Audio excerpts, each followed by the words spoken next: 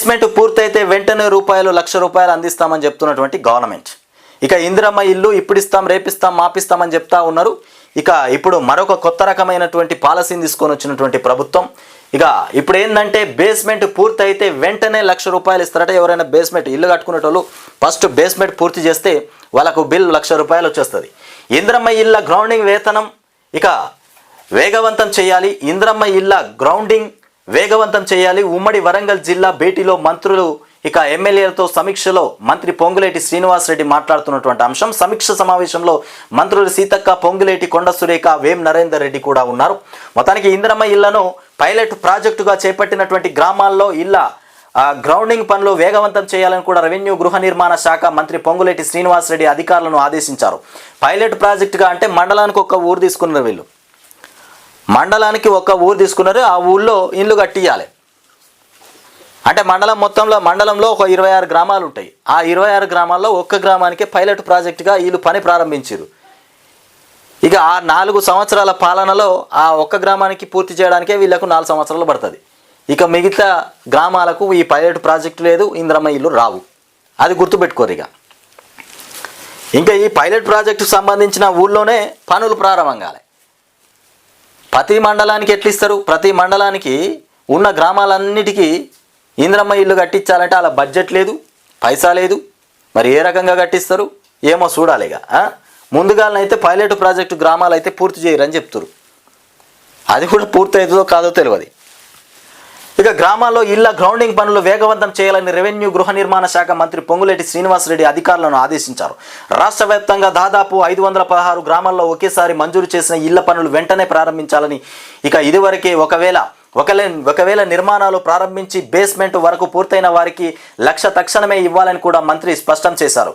శుక్రవారం సచివాలయంలో ఉమ్మడి వరంగల్ జిల్లాకు సంబంధించి పలు అభివృద్ధి కార్యక్రమాలపైన ఇక ఆయన సహచర మంత్రులు సీతక్క, కొండ సురేఖతో పాటు సీఎం సలహాదారు వేం నరేందర్ రెడ్డి, ఎమ్మెల్యేలు, కలెక్టర్, ఇతర అధికారులతో కలిసి సమీక్షించారు.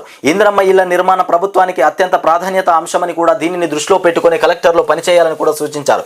ప్రభుత్వం 4 విడతల్లో డబ్బు చెల్లిస్తుందని, మొదటి విడతలో మొత్తానికి బేస్మెంట్ లెవెల్ పూర్తయిన తర్వాత 1,00,000 ఇస్తుందని ఇక వివరాలను వెంటనే పంపించాలన్నారు. ఇందిరమ్మ ఇళ్ల సర్వేలో ఇళ్ల స్థలాలు లేని అర్హత కలిగిన లబ్ధిదారులకు ఇప్పటి వరకు కేటాయించినటువంటి డబుల్ బెడ్రూమ్ ఇల్లు ఇక కేటాయించాలని కూడా చెప్పారు. నిర్మాణం పూర్తి కాగా మొత్తానికి గోడలు నిర్మించి కాంట్రాక్టు వెళ్ళిపోతే అలాంటి ఇళ్లను లబ్ధిదారులే నిర్మించుకునేలా అవసరమైన ఆర్థిక సహాయం కూడా ప్రభుత్వం చేస్తుందని మంత్రి ప్రకటించారు. ఇక తాగునీటి సమస్య లేకుండా వేసవిలో ఏ గ్రామంలో లేదా పట్టణంలో కానీ తాగునీటి సమస్య రాకుండా చర్యలు తీసుకోవాలని కూడా మంత్రి పొంగులేటి ఆదేశించారు. కలెక్టర్లు పొంగులేటి మొత్తం అన్నిటికీ బాధ్యతలు పొంగులేటే స్వీకరిస్తూ ఉన్నాడు.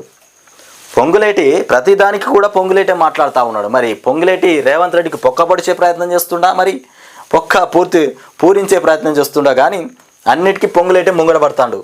పైలట్ ప్రాజెక్టుగా ఇందిరమ్మ ఇల్లు ప్రతి గ్రామంలో పూర్తి చెయ్యిర్రి.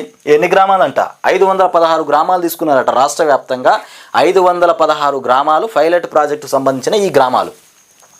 ఈ గ్రామాల్లో ఒకవేళ బేస్మెంట్ కట్టి ఉంటే వాళ్ళకి ₹1,00,000 తక్షణమే ఇచ్చేయరి, కట్టకపోయి ఉంటే కట్టించురి.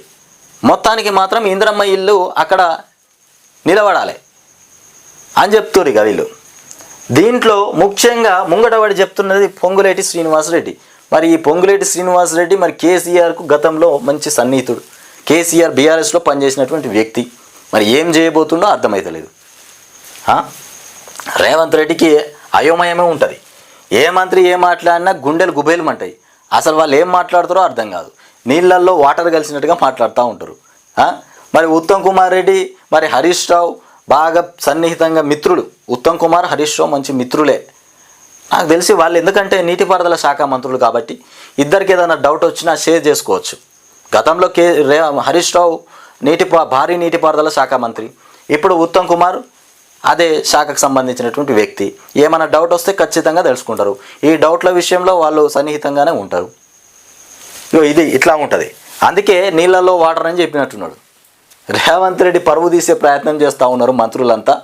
మరి కాంగ్రెస్ను అసలు బురదతో కొట్టాలన్నా బురదతోని కొట్టినట్టు పెండతోని కొట్టినట్టు చేస్తారు వీళ్ళంతా కాంగ్రెస్ పార్టీని.